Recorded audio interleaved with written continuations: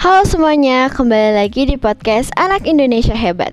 Kali ini, aku ngobrolin tentang ekstrakurikuler yang gak cuman asik, tapi juga membawa banyak nilai keagamaan dan kebersamaan.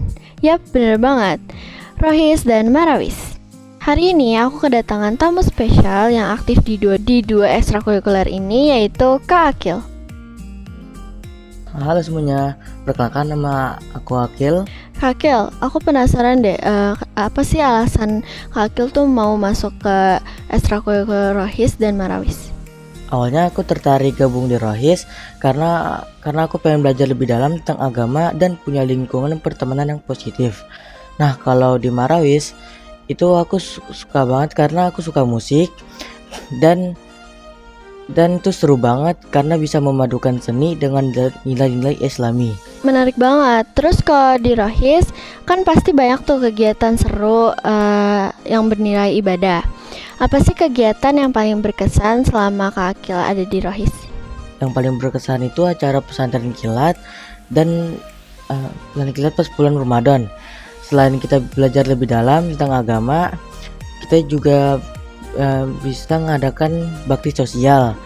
Ada rasa puas dan bahagia ketika bisa berbagi ke sesama yang membutuhkan. Seru banget.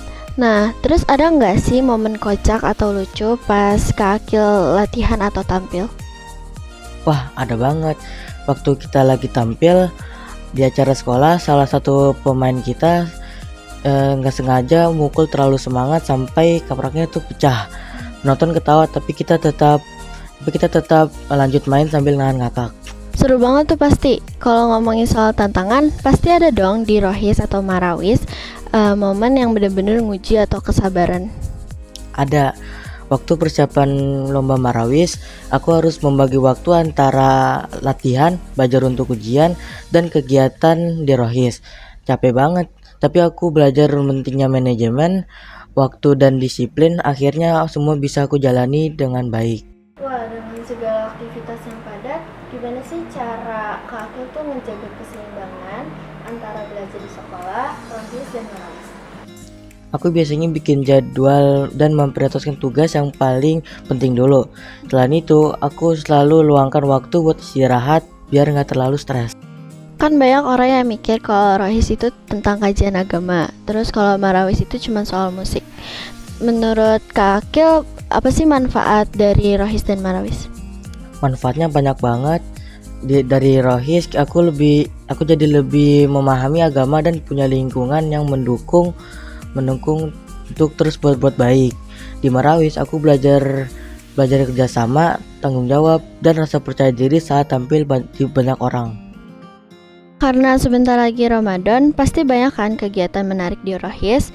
Bisa gak sih ceritain kegiatan apa aja yang biasanya diadain pas mau bulan puasa? Biasanya di Rohis kita ngadain pesantren kilat, buka puasa bersama, dan bagi-bagi takjil di jalan. Kita juga sering ngadain kajian khusus Ramadan yang membahas keutamaan puasa dan amalan sunnah. Wah, seru banget. Menurut Kak Akil, gimana sih peran Rohis dalam membantu teman-teman menjalani Ramadan dengan lebih bermakna? Rohis punya peran besar karena jadi wadah untuk saling mengingatkan dalam kebaikan. Kita bisa belajar bersama, berbagi, dan mendukung satu sama lain supaya ibadah di bulan Ramadan jadi lebih maksimal. Kalau di Marawis, ada nggak sih momen spesial pas Ramadan? Ada dong. Kita sering tampil di acara buka bersama atau festival Ramadan. Lagu-lagu yang kita bawain biasanya bertema religi. Jadi semuanya benar-benar terasa syahdu dan penuh berkah. Keren banget. Terus terakhir nih, buat teman-teman yang masih ragu buat gabung di ekstrakurikuler Rohis dan Marawis, ada nggak sih motivasi yang pengen Kak Akil sampein? Jangan ragu buat mencoba di Rohis, karena kamu bisa memperdalam agama dan membangun kebiasaan baik. Di Marawis, kamu bisa menyalurkan bakat musik dan mengingat nilai-nilai Islami. Dua-duanya bakal kasih pengalaman berharga yang baik yang gak bakal kamu lupain. Terima kasih banyak buat Kak Akil yang udah berbagi cerita dan inspirasinya. Semoga kisahnya bisa memotivasi teman-teman di luar sana buat ikut bergabung di Rohis dan Marawis. Sama-sama Dian. Pesan aku di bulan Ramadan, kalian perbanyak amalan seperti sholat tepat waktu, membaca Quran, dan mengamalkan sunnah-sunnah yang lainnya. Juga jauhi deh kelakuan-kelakuan yang bisa membuat kalian batal puasa, seperti mendekati zina, kayak pacaran, ngomongin orang, sama keceplosan ngomong kasar gitu. Cukup untuk kali ini. Sekali lagi, selamat menunaikan ibadah puasa bagi yang menjalankan.